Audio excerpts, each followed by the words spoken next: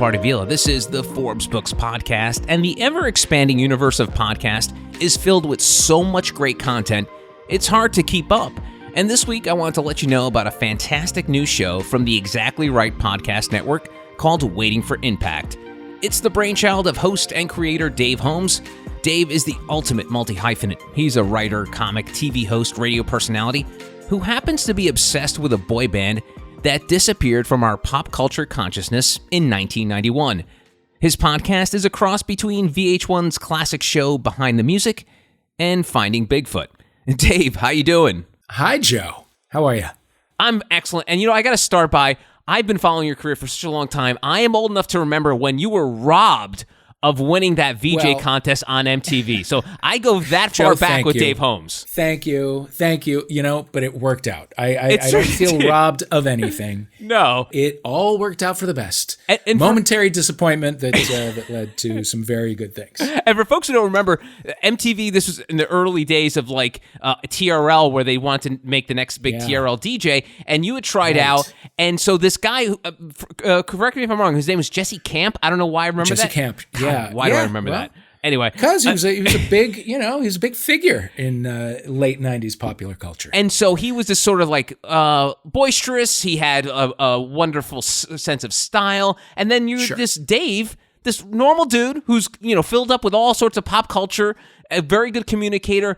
And you did not win, but you should have. But anyway, and you don't care. But what were you doing before you tried out for that job? I was failing my way up the ladder in the world of advertising. I moved to New York right out of college in '94, and I worked in media at Saatchi & Saatchi, and then kind of bounced around the way that a young advertising person does. Right. And was never very good at the job, but I guess was able to talk well enough to convince people otherwise.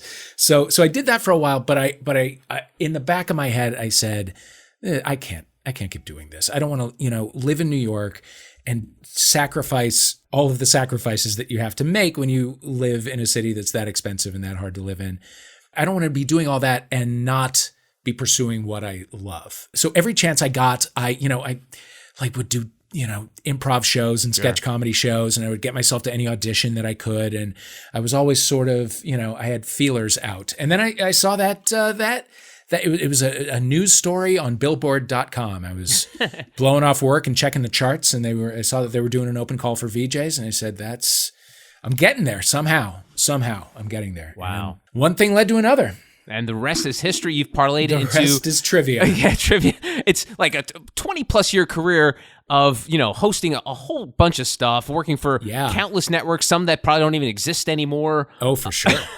So what's the ride been like? Was it what you expected when you were struggling in advertising? Be like, I want to be in show business, or I want to work in media. What's the ride been? That MTV job was, of course... It was like Oz. It was like walking out of Dorothy's house into Oz. It truly was like life was in color. And it was, it was a great job. It was, it was a lot of work, but I just loved it. And as somebody who, I now within the last couple of years have been diagnosed with a fairly severe case of ADHD, it was kind of the perfect job because there are always, 15 things to pay attention to, and so much going on. And it was like, I really felt calm for the first time in my life. And also like I was at a place where all the weird things about me suddenly were job skills. And that was incredible. And I, was able to sustain that and work in TV for a long time. And I still do, once in a while get a hosting job, or, I'm on Reno 911 on whatever network that's on now. I actually don't even know. And so like I'm able to keep a foot in it. But 10 or so years ago, I made the shift into writing. I found that writing fulfilled me a lot more. And it started with simply blogging, like having a Tumblr that I liked and was proud of. And then I started writing for Vulture, which led to a regular column. And then I moved over to Esquire, and I've been writing regularly for them for 6 or so years now, and wrote a book a few years back. And that's really been my main kind of bread and butter. And of course, like everyone in the world, Yeah. I have podcasts. Yes. Yeah. I want to get into that, Dave, but I want to step back a second and talk about like your journey in terms of the fact that you were able to sort of roll with the punches and because, as Gen Xers, I think we're both Gen Xers, Dave, both, we look pretty good for Gen X, I would say. I'm looking at Gen X. Yes.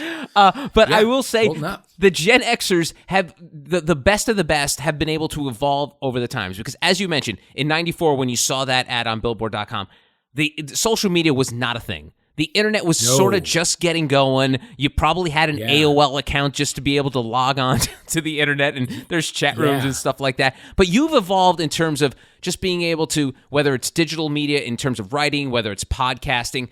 Talk to me about the steps your brain has sort of evolved in terms of like just being able to be on top of the next thing. Because a friend of mine once told me years ago, he's a middle-aged guy, but he's like, I'm putting all my beans, or whatever the metaphor is, I'm putting all my eggs in this one basket about social media because I don't want to be the dinosaur. I don't want to be, I may be a 60-year-old guy, but I get the relevance of social media and I'm going to invest in it. So I don't want to be the dinosaur being extinct in a few years. So how are you able to not become extinct?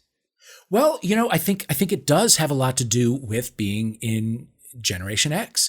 I grew up in St. Louis around people who got a job in their 20s and in many cases stayed at that company for the whole of their careers and then had a nice big retirement. And that was never an option for us, I don't think. No. Starting in advertising in the mid 90s, I never for a minute thought I'm going to be here for the rest of my life. As a matter of fact, like to go, like not to be tacky and talk money, but to go from like making $20,000 a year in New York City, which is insane, to making like $23,000 a year, which is still insane, but better, noticeably better. You had to change jobs. Like you had to, take a call from a headhunter and move to another job. So I think I've just always known that I was going to have to move around and be nimble and do like 5 things at once. Also, I will say I was kind of, I don't know if I was early, but I feel like I was kind of early into the world of podcasts by being a guest on one. I'm in Los Angeles. I'm sort of comedy adjacent. Some of my friends were among the first people to have like big podcasts, like podcasts that grew an audience and were able to sustain them. Never Not Funny. Jimmy Pardo is the funniest human being on earth. He 13, 14 years ago started this podcast, Never Not Funny. And it became huge. And I was a frequent guest on it. And it opened my eyes to this whole other world where I could, I could make something from my office and put it out into the world. And I can also like work with a big media company and do something like this show that is, really well edited and beautifully sound designed. And it sounds like a real radio show. It's just like, it's a wide open playing field and you can kind of do whatever you want right now. You might not be able to, make money at it, but you can kind of do whatever you want and you can get good at interviewing or get good at writing or whatever. It's still a really exciting time, even though, the playing field is pretty packed. Yeah. I mean, the stats you'll see every year coming out, like there's like, 50 million podcasts on Apple iTunes and hundreds of millions of people doing podcasts.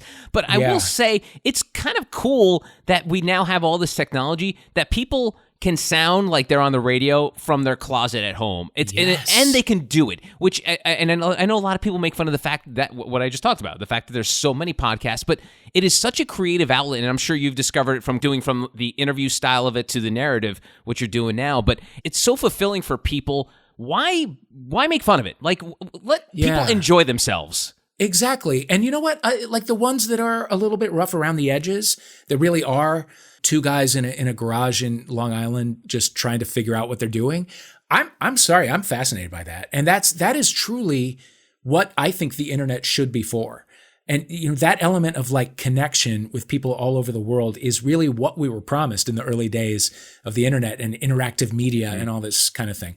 Like eventually, the big money went to the big people, as it always is. Yes. But you really can just like make this thing in your room. And also I can like find them and listen to them. And I think that's beautiful. I've always loved like the romantic idea of like the like Christian Slater in Pump Up the Volume, like yes. the one person alone in their bedroom with like a single light bulb, smoking a cigarette, just like ranting into a microphone and, and longing for some sort of human connection. Like that kind of exists now. You can go out into the hinterlands of the internet of your podcast, browser or whatever and find some really interesting stuff. I don't know. I love it. I think it's an exciting time.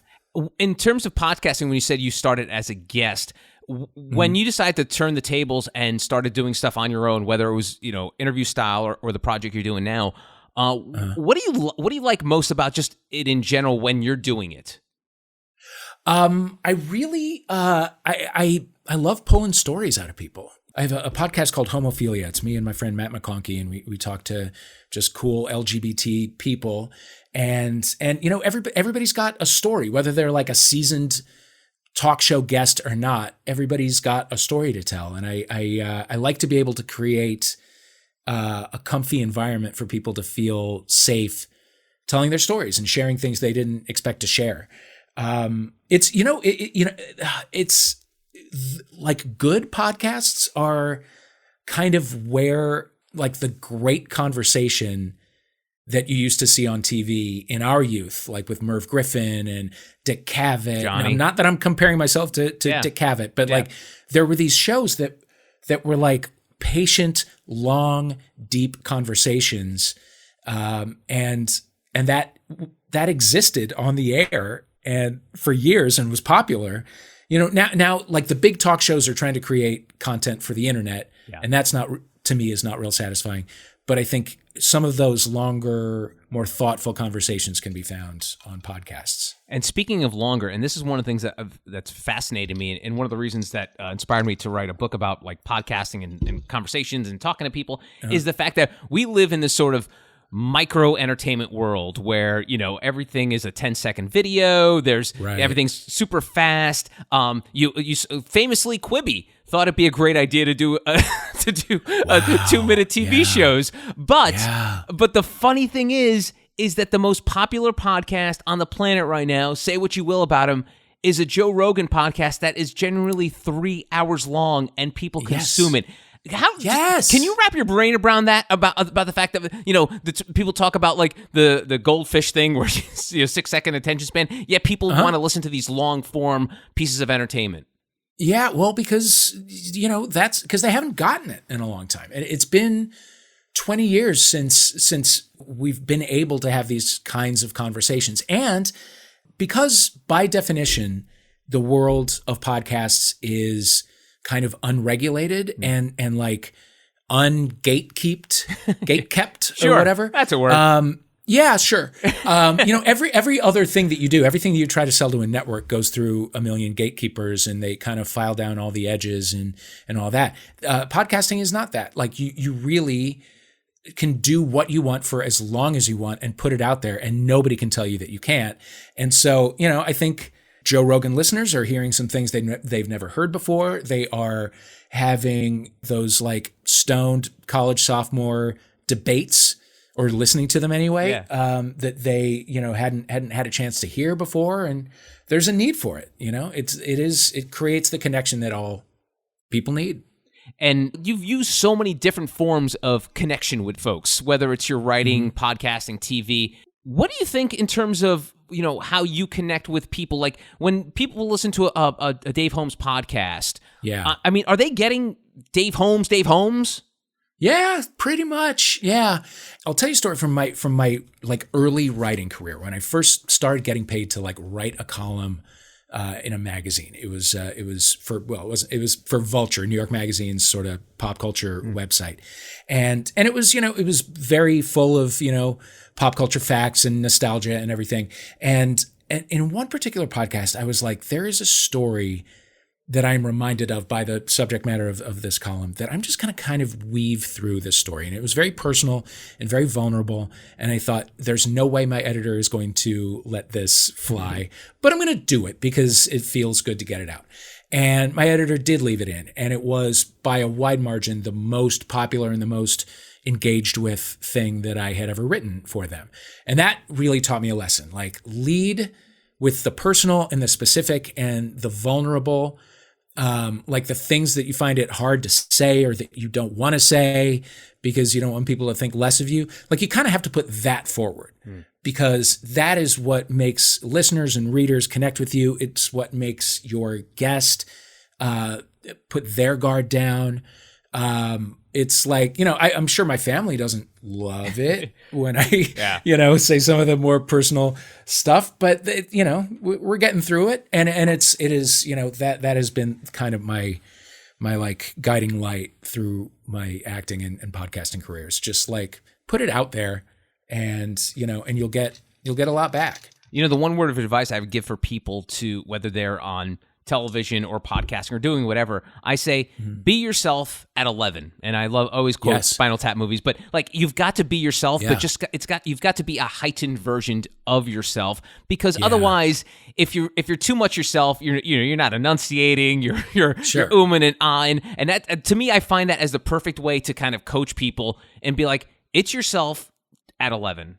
For sure. Yeah, like doing live tape when I first started at MTV, like I had a bunch of roommates because I was living in New York and we were all young and poor. And when I would do like a live show and then come back home, my roommates would have to be like, be regular, Dave. Because you do, like, you're kind of on and the adrenaline is going and whatever. It's a little bit hard to shake off. But yeah, I mean, I would say it's mostly me that you're getting. Yeah, good. Yeah, I'm kind of noisy. Yeah, well, I think you have to be, otherwise it is an audio medium, so I think if they don't hear you, it's not good. Not good. Dave. Yep. Even the best microphone won't help you. Absolutely. And so let's talk about the current project, which is kind of, this is a little different for you in the podcast space, where it's more of a narrative. So let's start with the very, very beginnings of it. Why did you feel like this was the one you wanted to do as sort of like a storytelling podcast? Why this story? So the story is, there was a boy band called Sudden Impact who were kind of part of Michael Bivins of Belle Biv DeVoe and New Edition. Like, he had a development deal with Motown, and they were one of the artists that he signed. And they have like a 3-second cameo in the video for Boyz II Men's Motown Philly. And it's very like, they're there and their name is in lights and they point at the camera and they're just like, here we come. And that's all that they ever did, that we got to see. Nothing was ever released. We never heard from Sudden Impact again. It was 3 seconds in a music video 30 years ago. And in the back of my head, I always thought, like, there's a story there. And I bet that it's an interesting one. Being in the right place at the right time is interesting. The way that stars become stars is always interesting, but the way that people don't become stars, I think, can also be interesting. And what happens when you are set up for big success that never comes. There's like music business kind of, intrigue in it. There's emotion of, like putting all your eggs in one Sudden Impact basket and, things not panning out. It touched on a lot of things that were interesting to me. And I thought this will probably be a show. I have no idea how I'll do it, and certainly no one will ever buy it, but maybe it's a show. And then Karen Kilgariff and Georgia Hardstark of My Favorite Murder started their own kind of production company. And they're both friends of mine. And I mentioned it to them at a party, and they were like, "What are you talking about? Do it now. Do it for us." And they got in their development person, and we were off to the races. And so, yeah, I can't believe it's a thing that's out in the world, but it's the story and all of the things around the story really did deliver all the things that I was hoping that they would. So I'm very happy. That's awesome. And I guess the important part of it is you got to make sure that the major players would want to be involved in something like this, because sometimes there's a reason that you don't hear about it. So and I know this is obviously part of the mystery of the podcast, and without giving too much away, how difficult was the early process of, sending out feelers to the major players of this story? Well, I mean, it was hard. The hardest part, honestly, and another thing that I think is really interesting about this story is that it happened just before the internet. So because of that, these guys came and went and didn't really leave a trace. Like, this was 1991. Mm-hmm. The actual story does go on for much longer, as it turns out, but the sudden impact moment was in 1991. So if anything was written about them, it was written on paper, and that paper is, in an archive somewhere, and I don't know how to get in. And so at first I had very little to go on. And so I was, after I signed that contract, I thought like, oh, well, I really hope that there's a story there. Otherwise I'm in big trouble. But there definitely was. So I'm happy about that. Without blowing it now, were you able to track down Sudden Impact? Yeah, we'll see. I mean, yes, I've made contact with Sudden Impact. Dave, it must feel like you're part of the MCU and being asked for spoilers, but I think people it's so funny, right? Because people want to. We want to know, but we don't want to know. So I'm just. Right. I don't want you. Like I said, I don't want you to blow it, but I just want to know. Like, hey, listen, am I going to listen to 10 episodes of this, and then all of a sudden, like, Dave's going to be like, and that's when we never found. Sudden Impact. Well, it's it is. I definitely follow a chain of as we find out in the first episode, I have an acquaintance who was also involved in Michael Bivins' East Coast Family sort of development deal, and sort of person by person, I do manage to work my way in, but it's like kind of had to go the old fashioned way of like, asking a person to get me in touch with the next person, talking to that person, having them get me to the next person. I think you will be satisfied. Okay, good. With what I find. Because I'm going to be so pissed that Dave Holmes will be like, I'm listening to 10 episodes of this, and all of a sudden but I'm glad. Good. I wouldn't do you like that. I would not do you like that, believe me. But it is, it is a strange, I'm thrilled to have it out in the world, and I love that people are listening to it, but it is a thing about or inspired by a 3-second blip in a music video 30 years ago.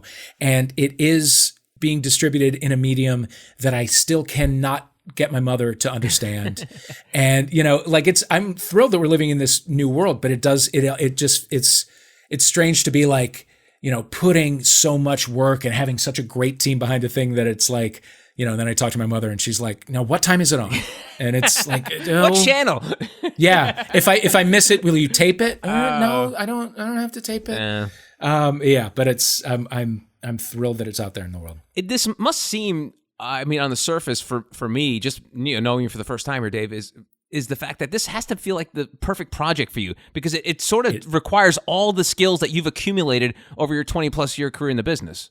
For sure. Yeah. And a lot more that I did not have. Like truly, writing in this way is like 2 degrees off what I'm familiar with, but those are 2 pretty important degrees. And so I really felt like I was learning from square one, writing, just, writing into and out of interviews and that kind of, long-term kind of, story design and planning.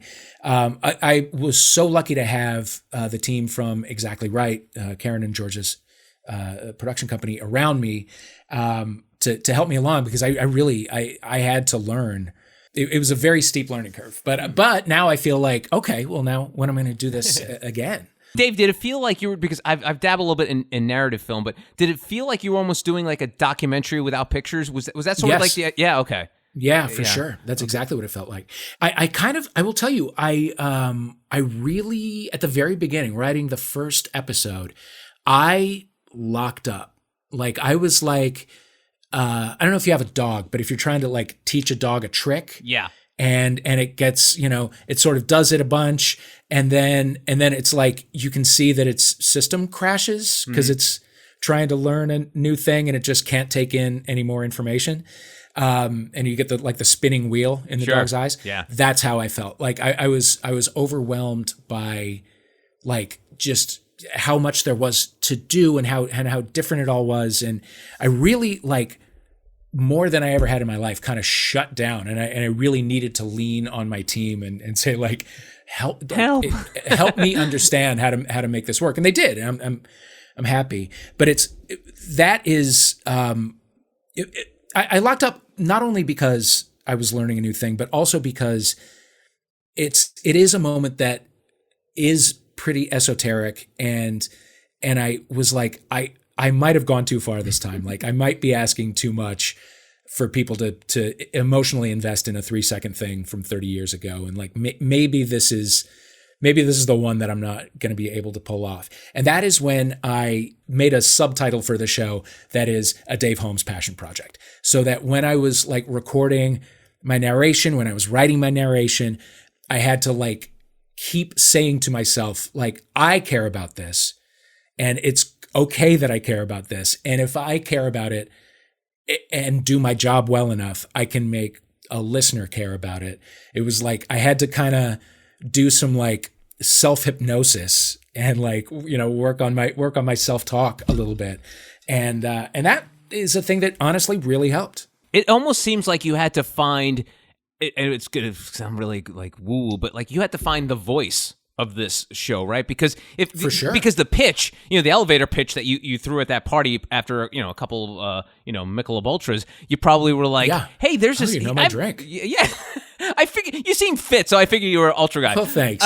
But people, the pitch sounds great. Like, oh my God, there's this 10-second clip in this Belle Biv DeVoe video. Isn't that funny? But then to be like, okay, but how do I tell this story? Because if you lived it, then there's your voice. I live this life. But this is you trying to create sort of not. You don't want people to feel the same passion you, but you want them to feel why you're feeling the story. Exactly. And it's like, I do have to acknowledge that it is essentially silly. You know, I mean, it is a silly thing to be this interested in, but get that across in a way that doesn't like diminish the fact that these people are actual people, who, did have a kind of a disappointing brush with fame, and like you want to be respectful of their story while at the same time being like, listen, I get that this is pretty frivolous. It was a difficult tone to establish, but I think we got there. Well, and the thing is, you don't want to metaphorically sort of wink at the audience, being like, I'm in on the joke, because this kind of comedy plays the best when you're, it's the truth in comedy, when you're playing in the truth of like, I want to find the mystery of this, and this is not a joke to me. This is, I want to treat, because if you do, it almost like, oh, why am I listening? If this guy is not taking it seriously, why should I bother, taking 30, 40 minutes to listen to this podcast? Yeah. And here again, it's about connecting that story to my personal story and being like, I got a big start in the world of television, and I'm not a host of a big network show right now. Like I'm renting my home. You know what I mean? I like my life. I like my life a lot. And I get to do a lot of stuff that I'm interested in, but I'm not rich and I'm not like super famous. So like in a way, I am definitely the sudden impact in someone else's story. So to like lead with that really helps, establish a tone of like, we're going to have some fun, but we're not going to clown these guys because they are real, and we've all had this moment of like, high hopes that come to nothing. And it's better to reflect on that than to, make fun of them or call them also rans or do whatever kind of, thing that makes you feel superior. That to me would not be a fun show to do. No, it's so funny how this, and it's not even a generational thing. We've been doing this forever, but like we're so quick to label someone like a has-been, and it's like, and it's usually people using that term have never accomplished a thing in their life. Right. Isn't it weird that we live in a society like that where like we can like poo-poo someone's either creative efforts or they did something, and then all of a sudden you're like, yeah, they're nobody now. It's like, but you've never been somebody.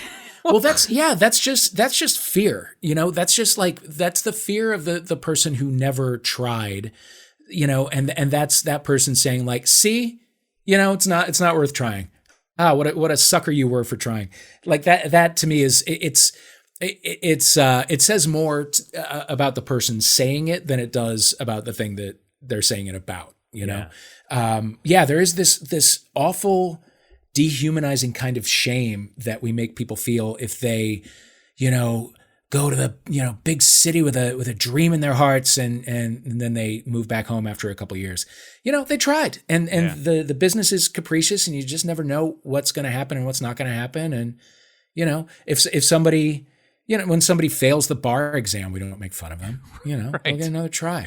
Right. But we're really, we're pretty obnoxious when it comes to people trying to be a star. Yeah. I've never been a big fan of that. And you mentioned earlier about getting people to tell their stories, and I think that's sort of a big part of the way I live too. Is like everyone's got their story, and even the most person who has the most simple, that appears like the most simple life, could have like the most exotic life at home. We just never know. We just never know the story. My wife was telling me that she got angry at one of a family friend because she said something mean to her sister. And I was like, okay, but is that the only time she's ever done that? And be like, yeah, and I can't believe she did that. I'm like, but maybe something happened that day that, right. Never judge a person on their worst moment. If it happens habitually, you're like, okay, this person's a jackass. But exactly. You never know anyone's stories. And I think that's one of the great things about podcasting is learning these stories, stuff you've done, even what you're doing now with Waiting for Impact. It's like, people love stories, but the problem is they sometimes don't ask for the story. Like, go ahead and ask someone. It's right. There's nothing wrong with either asking someone or even looking them up and seeing something they've done, because you never know what that person's life has been like. Exactly. And it's often, the truth is often not sexy, and that's why we don't hear it on TV or whatever. But an intimate medium like podcasting does give you that. And that's exciting. That is that connection that I have always craved. That Christian Slater moment. Yeah. Who are you liking now in the podcast space? I mean, obviously, I know when you're doing a podcast, it's hard to listen to podcasts. People always ask me, sure. what podcast you listen to? I'm like, I don't know. I'm doing like 20 of them. I really don't have a lot of time to. But are there some out there, whether it's whether it's the conversation podcast or narrative style, that you have a chance to listen to? There are a few. I love Attitudes. It's Aaron Gibson and Brian Safi. They're friends, and they talk about what's going on in the news, and they're just they have such good chemistry, and they're so funny. And then, Las Culturistas, I think is hilarious. Vanessa Bayer and her brother have a new one called, How Did We Get This Weird? And I bounce around. I have a lot in my queue. I used to fly a lot more. Yeah. And I hope that comes back so that I can. We all do. so that I can start listening to these again. You mentioned earlier about the fact that you signed up for an improv class, and I did a sketch and improv in New York for many years too. And I played at UCB. I did the Pit, Magnet. So bounced around with a sketch group. But I tell folks, even if they are not into that scene, that whatever you should do, well, I guess now it's hard in this goddamn pandemic, but if you can in your town, sign up for an improv class, because absolutely. I was just going to say, so what first of all, what inspired you to sign up for it, and what did you get out of it? Well, I think that I just wanted to be on stage. The idea of being on stage kind of frightened me a little. I mean, I grew up doing shows and stuff, but I wanted to get back on stage because, by the time I was 24 or whatever, it had been a couple of years, and I didn't want to get rusty, and I didn't want to develop stage fright or whatever. And so I just thought, I'm going to take an improv class. Now, here's the thing. Here's one of the great regrets of my life. I took improv classes and right away got super cocky and started doing shows way before any of us were ready. And that's, I'm still very sorry to those audiences. But it was great. And it got me in with a good group of people who worked hard and were great at collaborating. And I blew off a lot of, the barriers that I had built up. And that was great. And then I started at MTV, right? And as I was starting at MTV, I guess this was 98, UCB, who I had seen around town and shared bills with, and they, of course, blew us off the stage. They started that training the class, company. They started their classes, right? And I was, at that time, I was in New York a lot. I wasn't yet traveling with MTV all that much. And I knew Amy a little bit, and she was like, you should come take classes with us. And I said no, because by that time I was on TV, and improv means bombing. Like you were always going to have a terrible show. You're always going to have a terrible class. And my vanity would not allow some imaginary person to say, I took an improv class with that guy who's on TV right now and he was terrible. Like that is such high level destructive vanity that kept me from like that first class at UCB that was like Paul Scheer and and Rob Riggle and Rob Hubel, and and all of these people who were Andy Daly, all these people who are legends now, and I know them a little bit and stuff, but like to have had the chance to play around with those people, and I said no just because some imaginary person might have seen me like have a bad show and then be a jerk about it and call me an also ran in a bar. And I just, you know what I mean? Yeah. I couldn't, my pride couldn't take it. And so I didn't do it. And that is like, I don't have a ton of regrets, but that is definitely one. That's awesome. Learn from my mistakes and just do it. Yeah. It's You'll so funny. Glad you did. It's so funny that you did it early on because I did it later in life. So I was like in my 30s when I started doing it. And obviously everyone in the class is like, 19, 20-year-old kids. And so cool. Yeah. It's great being able to,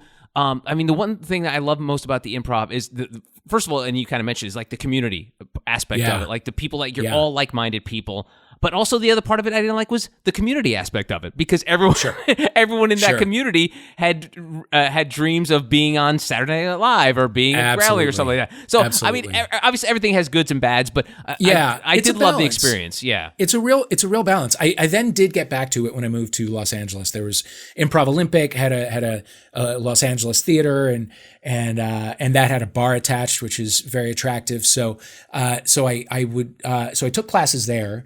Rob Delaney and I went through the whole improv class thing together. Did 2-person shows again way before we were ready, and it was great. And it's my whole friend base and the people who I love working with most are from that.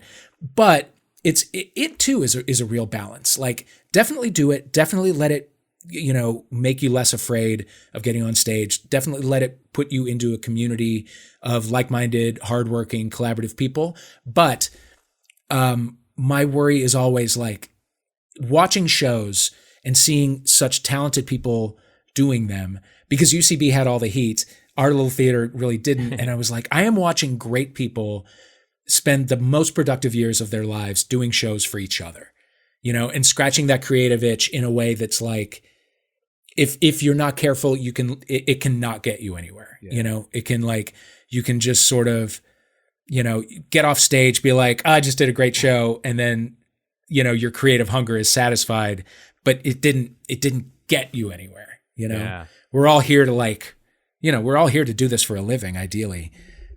So yeah, definitely do it. But when it's, when you're stuck up in a weird attic theater doing a show for the same 4 people in the audience, then dial back. Yeah. Well, sadly, I'm sure you heard that UCB closed their theater and classes, due to the pandemic because they were struggling, and so that's a shame. Yeah. So hopefully, and that Improv Olympic West went away as well, and I think it's all cyclical. There's a great one in LA now called the Pack. You can find them. They're young and scruffy, which is the way they should be anyway, but you can find them. Yeah, definitely, and you should do it. One of the things I felt I learned the most about was, and especially when, and this as well as I do, when you're on TV or radio, like you're so goddamn deep in your head, like you're never listening to what other people are saying. All you're listening is like, okay, when that person stops, I'm going to start talking. Okay, here's I'm coming up with this really funny line for whatever they're just saying, but I'm not listening to what they're saying. So the one thing that improv does, and it's almost vital to improv, is listening to your partner, and I think that's always a great skill. I think, and a problem with our society, going back to our society, is the fact that we don't listen to each other. But that's also a great skill that Holmes. And not everybody listens to their scene partner, but it definitely it works best when you do. And it's really magical when it comes together well.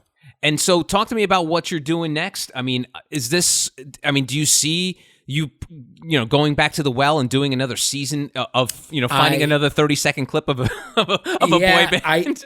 I do have a story that I would like to pursue for a potential season 2. Okay.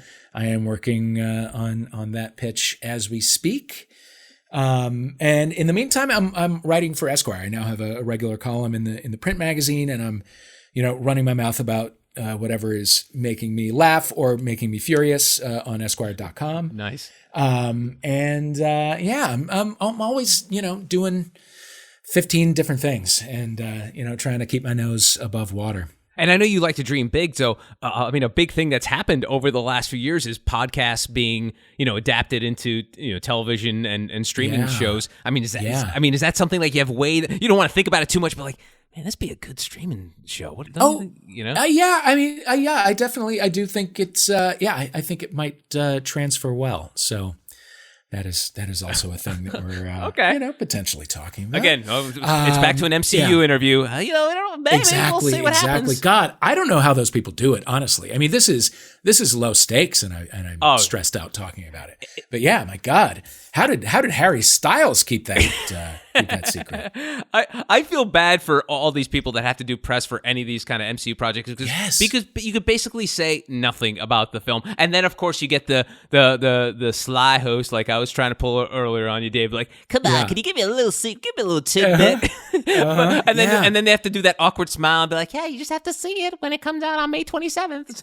Yeah, exactly. It's wild. I was on the set of the first Fantastic Four. The Chris Evans, the much maligned with Michael Chiklis. Yeah, Yes. It wasn't great, but I was up to do like a junket there, and we were on set, and I saw Michael Chiklis in his Thing outfit, and I pulled out my flip phone because that's how long ago it was, just to snap a quick picture. Like I can't imagine any of my friends caring what the Thing suit would look like, but it just as like a picture to remember the day by. I swear it went click, and a half second later, there were like 7 studio executives surrounding me saying, "Can we watch you delete that photo from your phone, please?" It's like, geez, yeah. That's funny. It's stakes are high. Yeah. All right. Lastly, Dave, and this is more of a sort of like a personal question, but what is it that you can do that makes you happy? Is there something that you do in life, whether it's something that have to do with work, whether it's life, but what is that one thing that you do that Dave Holmes does that makes Dave Holmes happy? Wow, that's a really good question. I mean, this is ridiculous, but I really love to run and ride my bike. Like I live in Los Angeles where, it's beautiful 364 days a year. And so I can always put on a pair of sneakers and go outside and go for a run. When I was growing up, I hated it because I thought you were supposed to hate it. And you are when you're a kid because you're mostly being forced to do it in some sort of practice or another. But it's like, it's great. It's meditative and nice. And I like, putting my bike on my car and going to Griffith Park and doing the hills. And I never thought that I would be one of these people who exercises for exercise's sake. Right. But now I am. And I do triathlons and marathons and stuff. And we're doing a half marathon this weekend that I am in no way prepared for, but I know that it'll be, a fun experience. I never thought that I would be that person. That's awesome. Meditating and doing these things that are meditative are really, they really help me clear my mind and reset and keep me from spiraling. That's awesome. He is Dave Holmes. His podcast, Waiting for Impact, is available now on Apple, Stitcher, Amazon, or wherever you consume podcasts. Dave, thanks for stopping by. Good luck and God bless. Thank you so much. Really been a pleasure talking. Absolutely. And that's it for another episode of the Forbes Books Podcast. If you enjoy the show, make sure you take a second to subscribe so you automatically get new shows when they drop. Also, if you have a minute, I would love if you left us a review so more amazing folks like yourself can discover the show. And please don't forget the golden rule and treat others as you want to be treated. Thanks for listening. Until next time, adios. This has been a production of Forbes Books Radio. Find out more at ForbesBooksRadio.com.